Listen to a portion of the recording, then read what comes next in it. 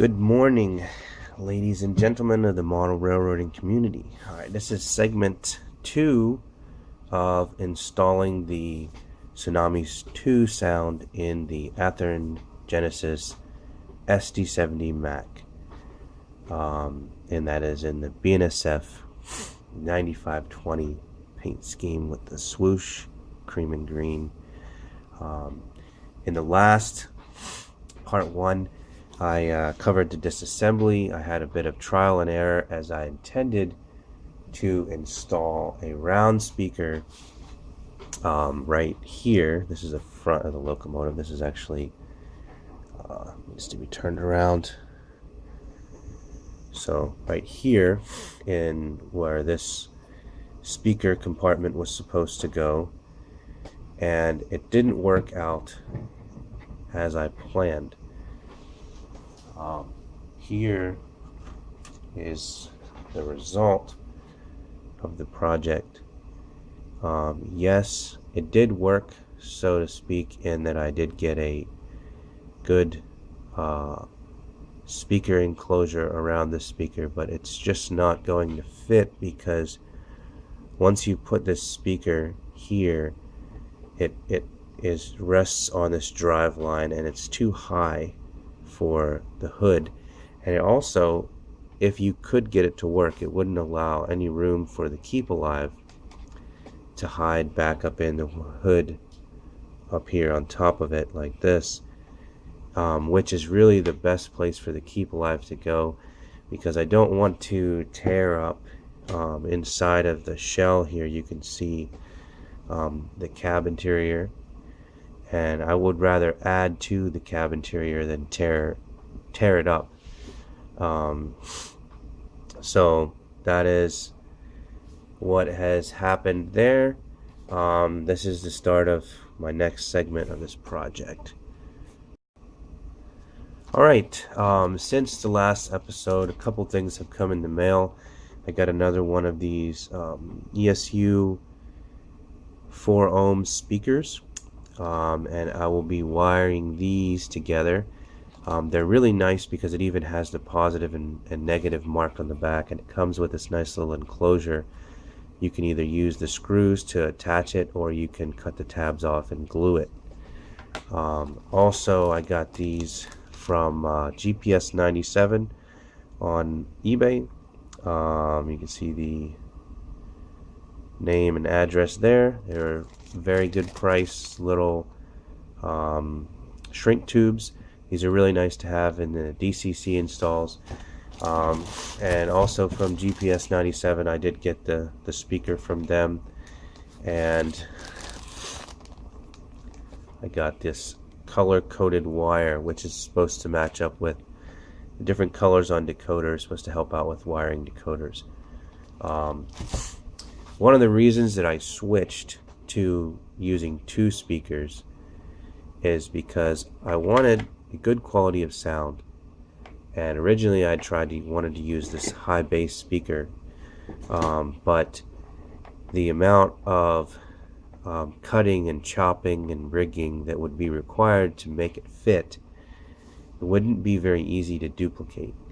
And even though this might be the first SD70MAC project, I kind of want to set a standard of quality for myself in doing these installations, and I want to be able to replicate what I did here, so that when if I get another SD70MAC or an SD70 or a -9, I want to be able to replicate it, and I want to know, okay, if you put this decoder in and put this speaker in, then this is what it's going to sound like. And I'm not saying I won't ever use different speakers or different decoders, but I just want to have kind of like a standard as far as how things are installed, and constantly like hacking things up with an X-Acto knife and then putting more glue on it is just not up to the standard that I'd like to have. So alright, so now I will focus on testing the decoder before it has been soldered into the locomotive. And this is important because you want to know if the motor leads are going to the correct place on the motor. I know that probably those that have put thousands of decoders in would know, if red is positive or black is negative. It does say motor positive and motor negative on the board. Let's see if I can take the camera and lean it over there for you guys to see that. You can see the motor positive, motor negative. So it doesn't say anything on the top side where the rail leads go, but underneath the decoder it says rail right and rail left on both front and rear. And in the last video we covered orienting the decoder so that the headlight will be towards the front of the locomotive. So the first thing I've done here is I've set up my Digitrack Zephyr. I'm going to go ahead and put the power onto this decoder, and you can see I don't have none of these rail leads soldered in, but they're just connected, and you can see that the Tsunami2 has this little blue light that comes on, this little LED. That's pretty nice because when you're installing the decoder, like as you're taking this in step by step, you can tell if everything's working correctly. So, and it comes factory programmed to the address of 3. So I already have my system programmed to the address of 3. So I'm going to go ahead and run it in reverse first. So let's see here. Zoom back out here. Let's pan over here real quick. Show you that it is in reverse, address of 3. And then we're going to go ahead and watch it move, and it actually moves in reverse. So I did end up getting the motor leads hooked to the right. One. Alright, now stop it and go into forwards. Check the forwards motion. Looks pretty nice. I'm not really focusing on speed steps now, guys. I'm just focusing on direction and smoothness. If there's any problem, any lurching or anything, I don't see any problem. There is pretty good slow speed operation. I think that there's probably some fine tuning that could be done to make it run slower, but that's all in the future. So before I go ahead and solder the wires onto the board, I decided to work on the placement of the speakers. That way I'm not working around these track wires, especially if I have to do any cutting or anything like that. And I have actually noticed here that one of the wires already has like a frayed, or the casing of the wire is actually damaged from the factory right there. So I did test the decoder off screen with just this set of wires, so I know that wire is good, but I'm going to have to put some of the shrink tube around it. So right now I took the board off, and I figured out that with the interior of the cab in here, this actually goes like this, interior of the cab in here, that it will be able to fit down over as long as I cut enough off of here to sink this speaker down. And it'll be pretty close to that flywheel, but it shouldn't interfere with anything. So I'm going to go ahead and cut this off, and I'll try to include a little bit of cutting in the video later, but my battery is running a little bit low on my camera, so I'm going to go ahead and cut this off screen. And I will note that I did already take the tabs off of the ends of the speaker. So hey guys, I just wanted to show real quick the setup that I have for cutting this knob off.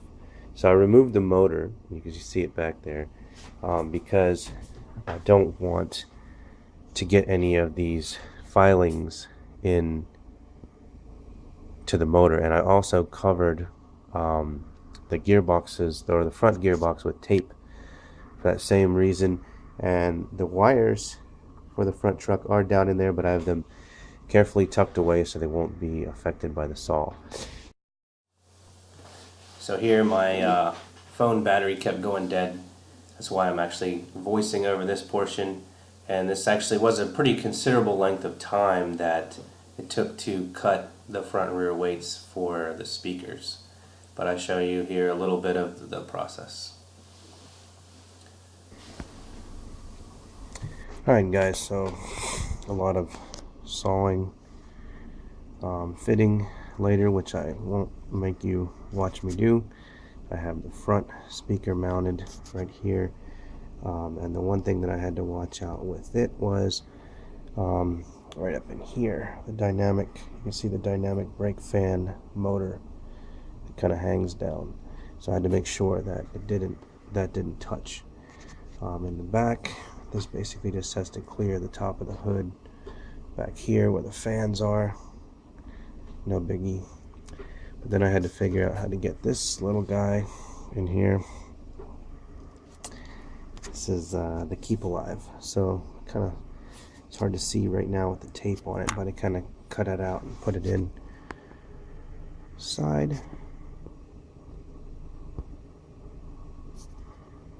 There. So, and I even notched, let's take this off real quick. I notched, this is the weight, the rear weight. I notched right there, you can see, for the wires from the rear pickups to come up, and also from the Keep Alive.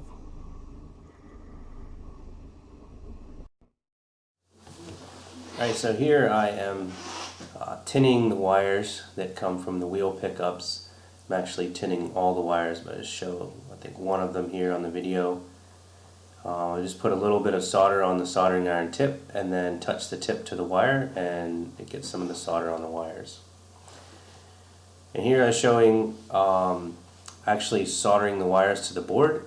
The first method that I tried was putting the solder onto the tip of the soldering iron, the same as the way I had tinned the wires, and then dabbing it onto the wire and board. This ended up working out for me for these motor leads, but it's not the greatest idea. And as you can see here on the second, or the red motor lead, I end up getting too much solder on the pad, and then I have to try to drag the solder off, and it's just not a good deal because you're applying heat to this board for more time than you really want to. So I would advise to use the second method, which I will show here in a second as I am soldering the leads coming from the wheel pickups. And you can see here where I end up getting too much solder.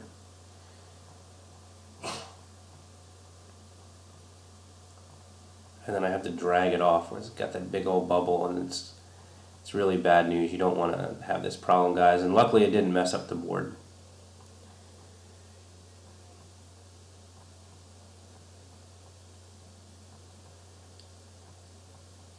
And I am showing all this, guys, because I am an amateur at this. The second method is actually to just touch the soldering iron to the pad and just kind of stroke the wire as you have the wire hooked through there, almost like you're petting the hair down on a dog or a cat.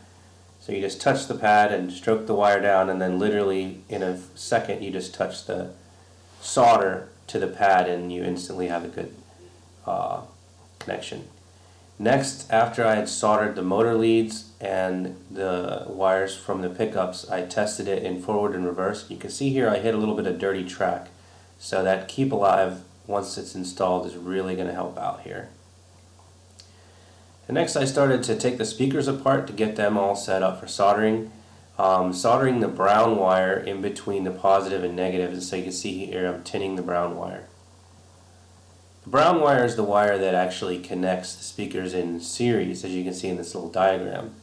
One of the positive wires will go to the positive on the board, and the negative will go to the negative. I reinstalled the rear weight so that I can start getting this whole thing together, and I used tacky glue to hold the wires in place. I don't want any wires getting pinched. I ended up changing the way this front speaker was set up, but it was a pretty good setup to start off.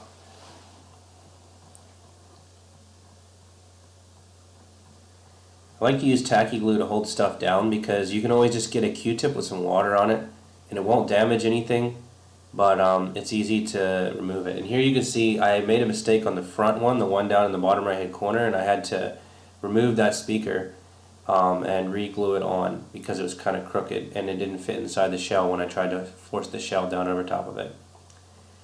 And here I'm actually wiring the red and black wires. I'm about to wire the red and black wires to the board. And then after that, I will do a test of the actual sound on the locomotive and make sure that both speakers are working and that the sound is coming from both speakers, and we'll actually play with programming it around a little bit, and then finally we'll glue down that front speaker again.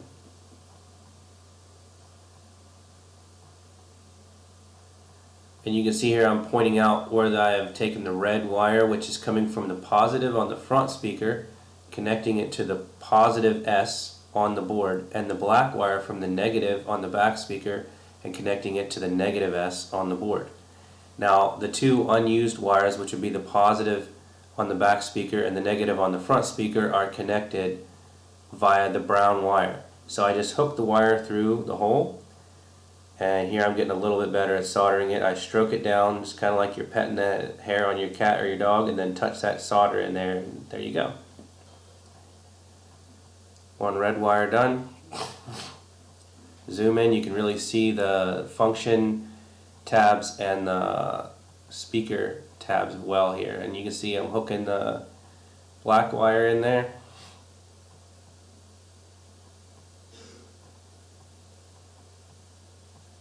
You can see here where I stroked the black wire down, and because the wire had a little solder on it, it kind of just stuck right down there really nice.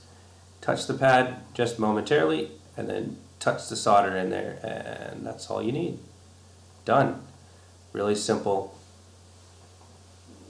easy to do. I'm just doing this like this to show you that soldering to the locomotive board is not that hard.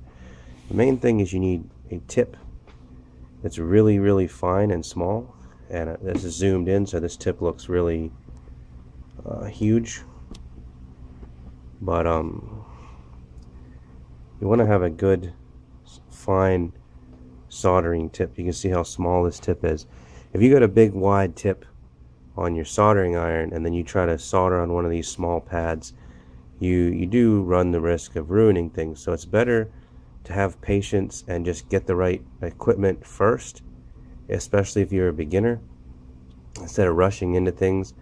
I think that being a beginner isn't necessarily what causes things to get messed up, but not reading about things, not taking the time to get the right equipment first before you start.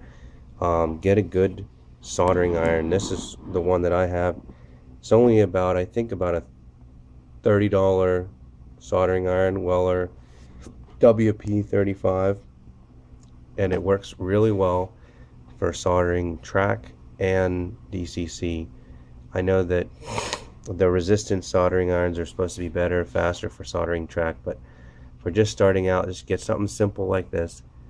Don't buy the China cheap one that looks just like it, because it's not the same. Spend the extra 15 bucks and get the $35 one. That's not really that much money. I believe they sell these at Radio Shack. They have changeable tips. Buy you some extra tips, because the tips do wear out.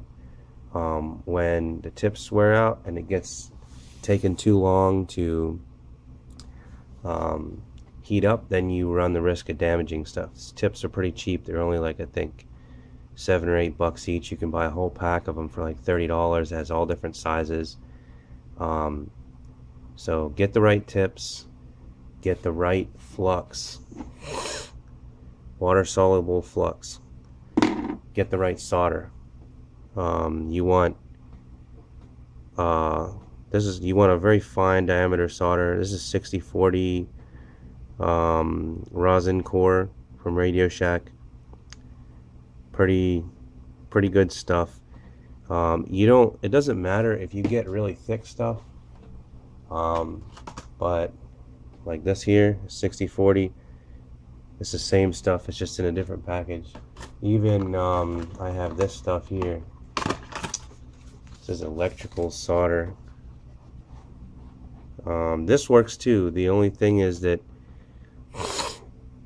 it's easier to use the smaller solder than to use the big fat solder. So alright guys, so I got the speakers all soldered in.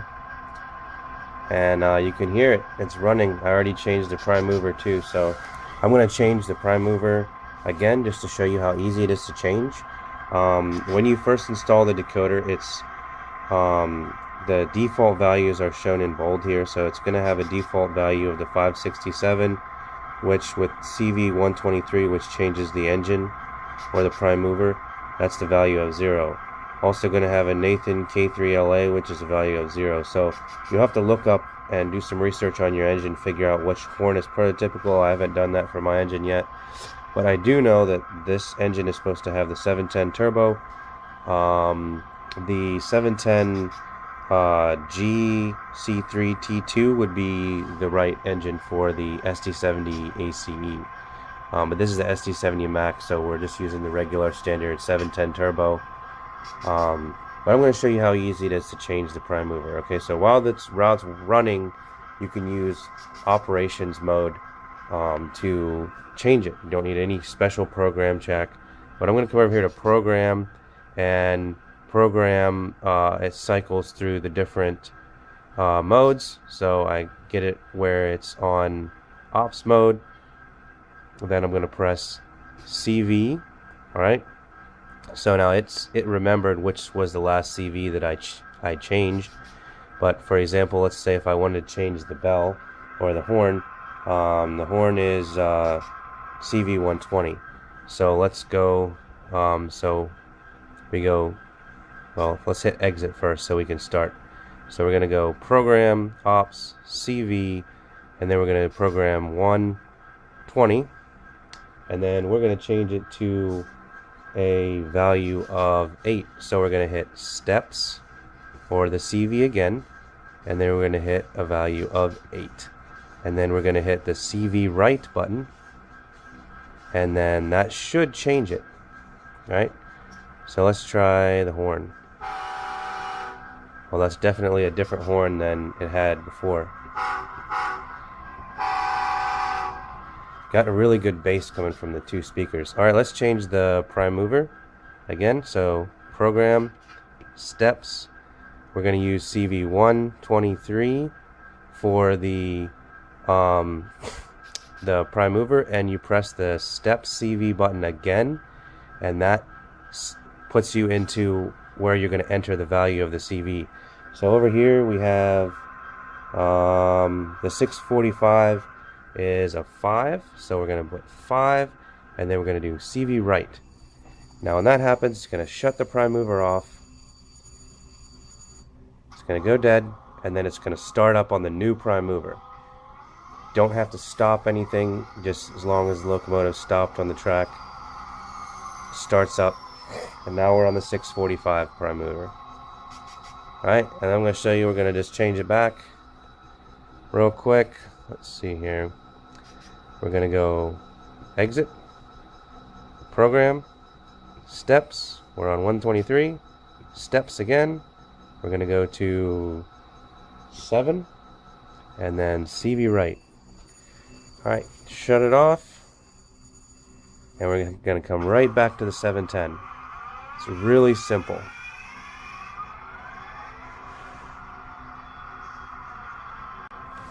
Alright guys, well that's it for the second segment of this project. Thank you for following the project. I hope you guys have a great time on your projects, and stay tuned for part 3. Part 3 will be installing the monster LEDs and reinstalling the shell on this model. Thank you for watching. Please like and subscribe.